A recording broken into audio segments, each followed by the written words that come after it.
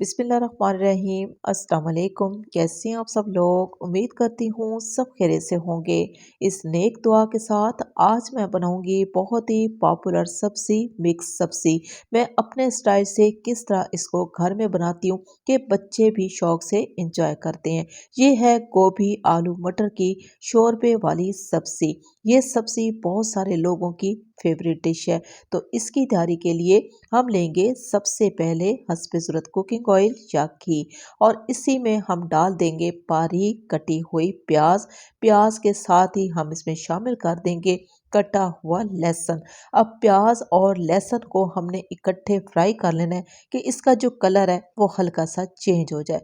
जो ही खुशबू आना शुरू हुई है तो हम इसमें डाल देंगे बारीक कटा हुआ टमाटर। एक हमने प्याज लिए तो एक ही टमाटर लेंगे। प्याज को बारीक काट लेना है तो टमाटर को भी बारीक काट लेना है। जो ही टमाटर सॉफ्ट होंगे तो हम इसमें डाल देंगे भुना हुआ जीरा और थोड़ी सी हमने ली है कसूरी मेथी।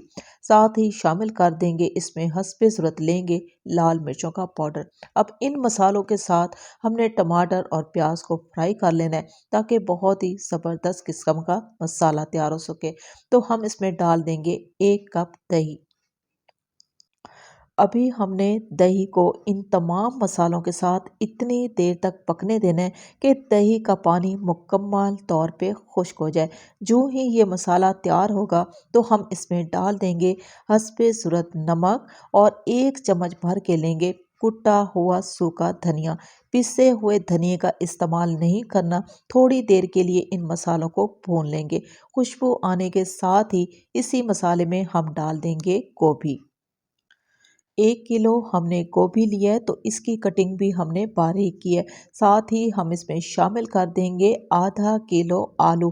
जिस तरीके से हमने गोभी की कटिंग की है सेम इसी तरीके से आलू की कटिंग करनी है। साथ ही हम इसमें डाल देंगे मटर।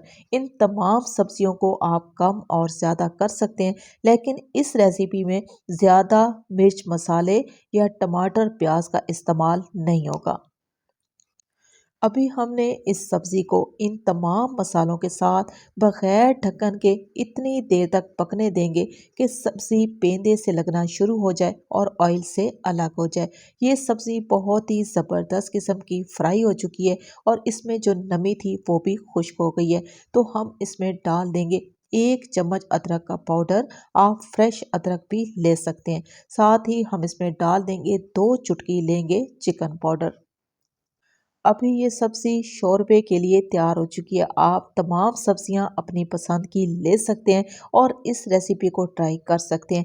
अब हम क्या करेंगे इसमें डाल देंगे ठीक 1 गिलास भर के लेंगे पानी और पानी के साथ इस सब्ज़ी को हमने अच्छे तरीके से मिक्स कर देना है और मिक्स करने के बाद जी हम लगा देंगे ढक्कन।